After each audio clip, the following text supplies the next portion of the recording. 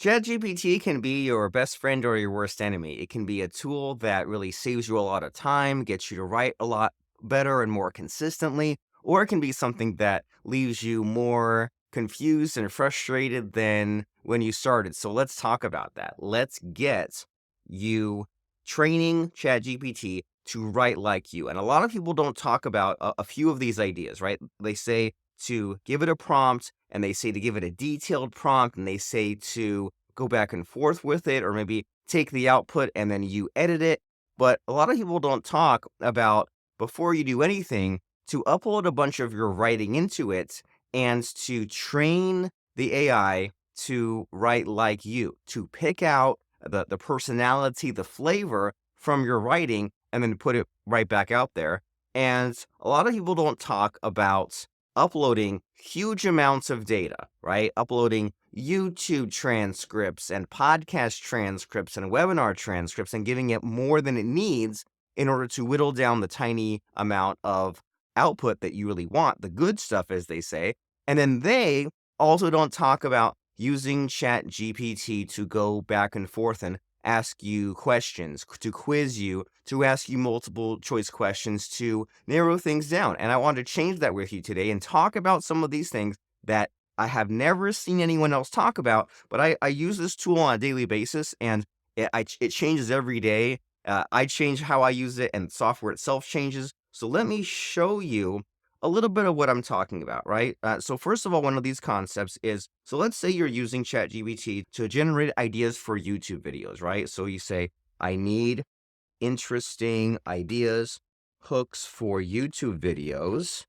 So I will say, I am a podcaster who provides a done for you podcasting service, and I um, list me the top 100 questions, detailed, specific, based on real problems, asked, phrased as if you are asking me this question directly.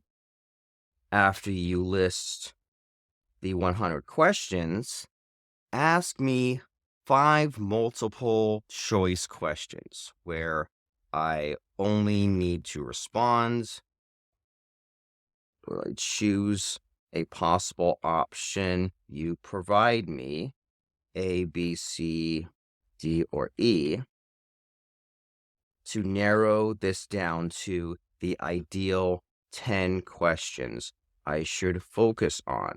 So this means to just ask me varied questions to eliminate possible threads, topics, possible ideas, combine questions together, or go in a different direction. Wait each time after you ask me each question, wait for my response before asking the next question. After you have asked all questions, give me the final list of 10 detailed questions. I hope I phrased that. Let's see what it comes out with. So first it gives us the whole list, and we can look at what it tells us. So here's the top questions: best format, effective strategies, essential equipment. And here come more questions. I won't make you sit through all this, but it's generating everything for us. And there's some questions I know I don't like a podcast trailer, organizing a podcast team. And here we go. The 100 questions are listed, and then now I asked it to ask me a multiple choice question and not give me all the questions at first, just one at a time. So what is the primary focus? Technical production, content creation, audience engagement, marketing, comprehensive service.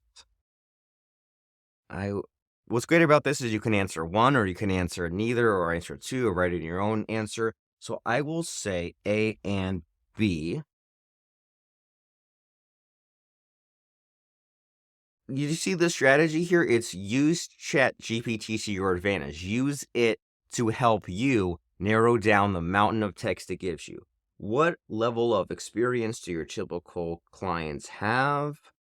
I would say complete beginners. What is the main goal? Personal brands, revenue. So we'll say A and E.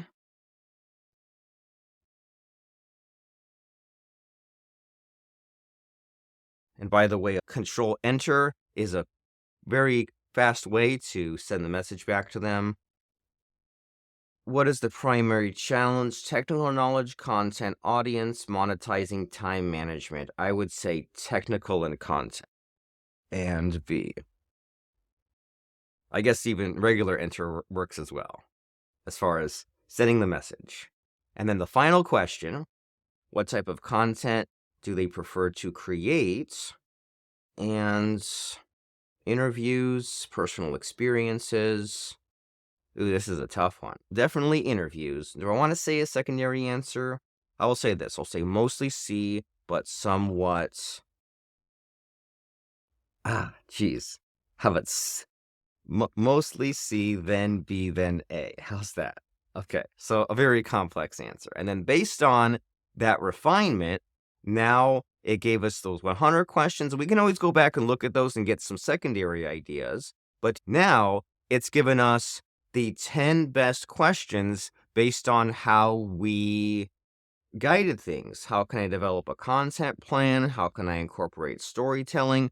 And then I could even feed it one of these at a time and have it build out bullet points for me and even say, I want you to ask me 10 questions to help build out the bullet points for this. So then we can go down that path and say I want to do the storytelling in podcasts. So I like idea number 4. Let's pursue that.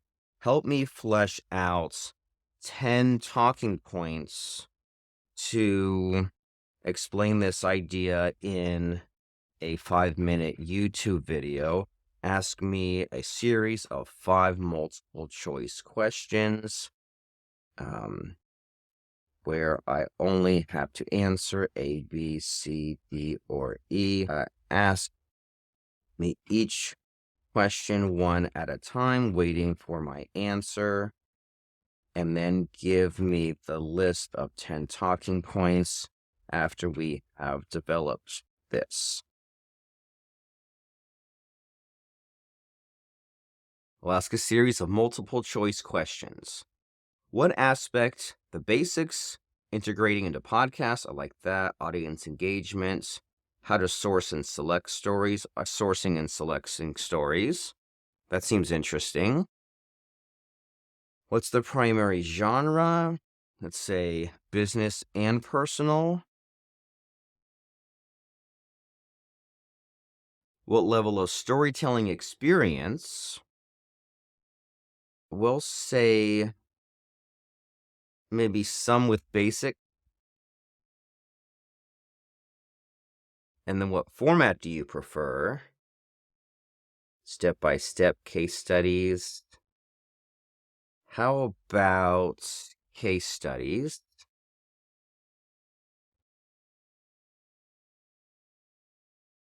And then the final question, what is the desired outcome for your audience?